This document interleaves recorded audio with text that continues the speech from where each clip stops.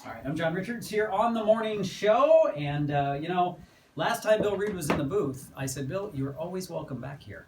And guess what? He listened to me. Here I am. And showed back up. And not only that, he brought an old friend of mine, and by old, I mean old.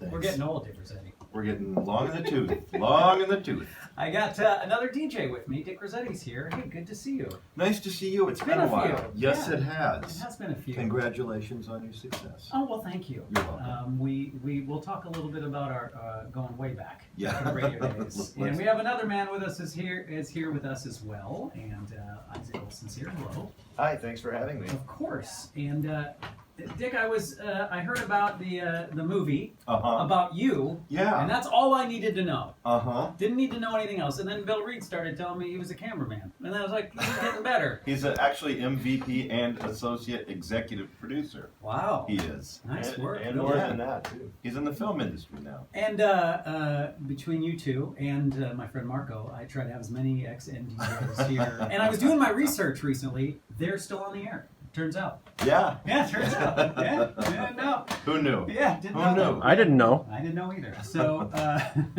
but some great people, as I've said before. So I've been here at KEXP for some time. Yes. And I talk about radio stations out there too, not just commercial, but non-commercial too, where there's great DJs. Yeah. And sometimes their hands are tied. Oh, yeah. By the corporations that own them or the people that run them. Yes. But that does not take away from so many good people out there, so many talented people, so many people in the music world that you are as well, who are on the air in those stations. Mm-hmm. So that's my little plug for us DJs. Well, it's very humbling. We all appreciate that. So this is called, the movie is semi-iconic, The Ballad of Dick Rossetti. And I have it written for me. These are not my words. Former alternative radio disc jockey, leader of dozens of medium energy rock and roll combos, and genuine Seattle outsider. Would you say that describes you? Sure. Why not, right? Everybody can't be cool there. No, God, no, I haven't been at any point.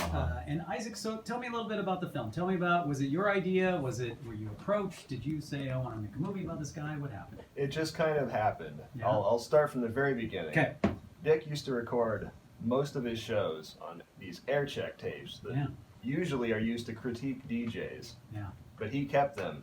He used them as an archival device. Yeah. So I like to listen to these things, and I was always bugging him to get more. Finally, he said, you know what, just take them all. And he gave me 300 tapes. So I took the time to listen to every single one of them, and there was a movie there. I kept basically every single air check I ever did. Wow. I kept every one of them. Wow. So I would make these CDs for him, and he'd like them, and I'm just like, take them all. Because I'm going to throw them away, so you take them all. Yeah, I had a old apartment manager from years ago call me not too long ago, say, I just found a 2 boxes full of your air checks. Wow. It looks like. Uh-huh. What do you want me to do with them? I said, throw them away. No, never do that. I know, and I did. Yeah. So no movie. So you get these tapes, and it hits you that there should be a movie about this man. Yeah, because there's a lot of history in there. Yes, There's that's a lot. true. There's a lot of things that happened on the air that you won't hear anywhere else, such as Dick harassing his new boss about whether he's going to keep his word or not, in the realm of firing all of the DJs when he arrives. We have this. Really? Yeah. Yeah, I this guy Laszlo that came over and took over from this guy Phil Manning that we worked for. I work with Phil, Yeah. So he came in, he rode in here, from Kansas City, and he was like the guy, and Harms, him. He and I were on the air with him, and I'm just like, hey man, are you gonna clean the house? What's going on? He's like, of course I'm not gonna do it. What do you think I'm gonna do? Of course I'm not. But I had the tape of that. Oh. So we have all of that tape, and he's got film of when like 6 people were like picketing when I got fired, and he's got film of that. So all this stuff is well documented, and he was just really smart about. He was a little kid when he filmed that, basically. Yeah, I was 19. Yeah. Wow, that's incredible. And you were, and they finally do Clean House. Of course they do. Cycles. Of course they do. Did I tell you how I left? I did The Young and the Restless. Yeah. So I did the local show there. And then you would come in on my shows Yeah. on Fridays. Yeah, come by and visit. Yeah. Yep, and it was all my music that I would bring in. Yeah. And I, because there was none, there was Yeah. no music. And what also hit me was there's no the advertisers, the people working in that area. It's just packed. They had all the room. Yeah. I go, where did the DJs go? And there's this tiny little closet Yeah. with like 3 sad CDs and a tape. They don't even deserve a locker. No, you know? and Jason Hughes, my friend, who Great owns guy. Sonic Boom and worked Yeah. here as well. He had passed on that show to me. Great And guy. I always got along with Phil Manning. But after a while, Phil was like, we got to meet. And Phil Manning and I met for coffee about the show. I said, Yeah. yeah, okay. And I'm starting to get tired of being on 7 days a week. So I was on 1 day there and 6 days here. But I was okay. And he said, we're going to have to start meeting about the music you play. Yeah. And I said, what do you mean? He goes, yeah, you mean you're going to approve the music I play? I says, yeah. And I was so struck by that I just sort of was a deer in headlights. I said, okay. And we met for coffee like blocks from here. And I walked about 2 blocks away and I stopped and went, I can't. And I picked up my phone. I go, yeah, Philly, I quit. Yeah. He goes, are you sure? What? I go, yeah, I definitely quit. Yeah. You want 2 weeks? No, I don't. No, I quit. And do you want your music? I said, no, you guys need it more than I do. So I actually left all my music there and walked away. And then I got this tattoo that day with the record player on it because I didn't know what I was going to get that day. And they asked me, and I said, well, I could never play records there. Yeah. So it reminded me about music and why I got this in the first Symbolic. place. It is. Symbolic. So I got out is what I'm saying. Yeah. I didn't have the 6 picketers. Yeah. Bless your heart. Bless your heart. We have a clip here of you on the air too. You'll have to tell me. I have not heard these, but one is called Caesar Salad for the DJ. Do we know what this is about? Yeah, I know what that's about. Isaac does. This is the DJ Harms describing some of the things that Dick Rossetti does on the air. So it's a recounting of something he's done formerly. Okay.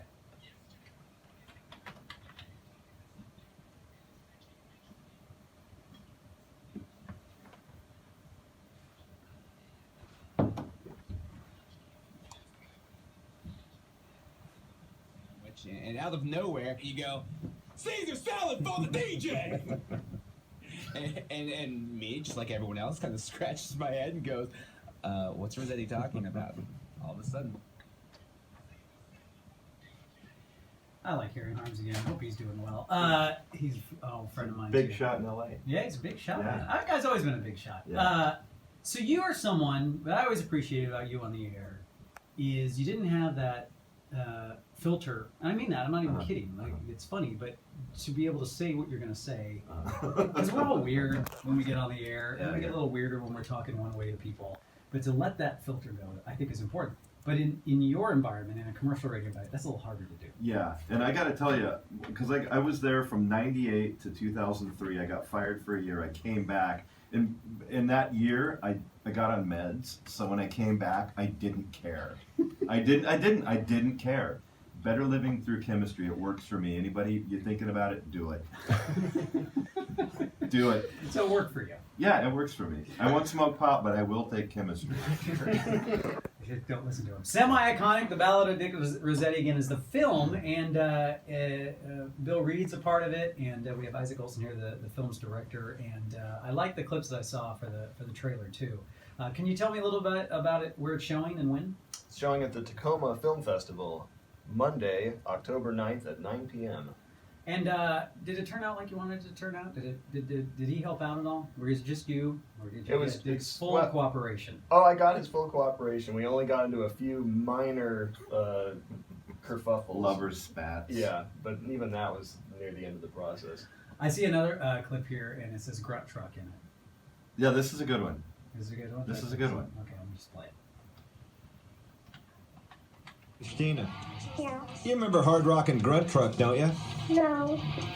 About 15 years ago around these parts, they used to own the stages around here. Really? Grunt Truck? No, I'm only 20. So how old were you then? I was probably 3. Do you like what you're hearing?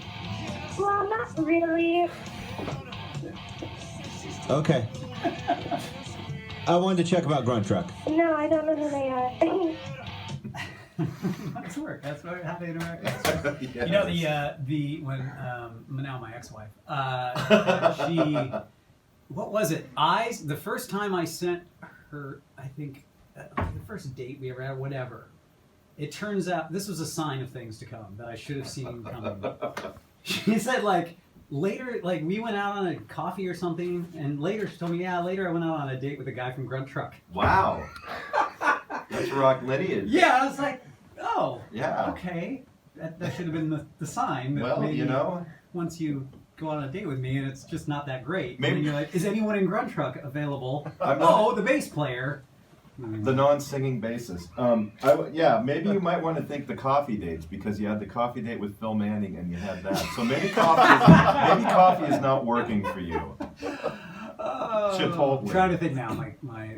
My wife right now, I love so much. I don't think we did a coffee Oh, there date you right go. away. See, you're right. There It you didn't work go. out. Anyway, if Get you're it- gonna have coffee with me, bad things are gonna Yeah, happen. drink Mexican Coke. You'll be better off.